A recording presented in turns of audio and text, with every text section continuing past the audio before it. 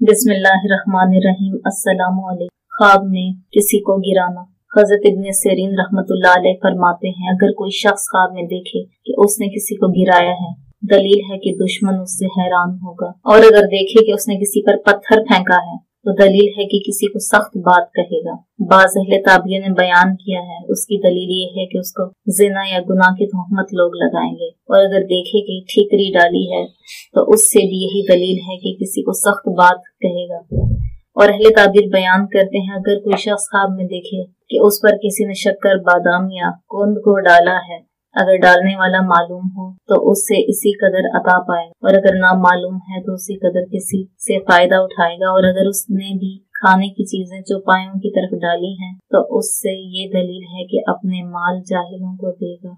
Video को आखिर तक देखने के लिए बहुत शुक्रिया। चैनल को सब्सक्राइब करें, हमारी वीडियोस को लाइक करें और कमेंट बॉक्स में अपने आरा का इजहार करें। शुक्रिया।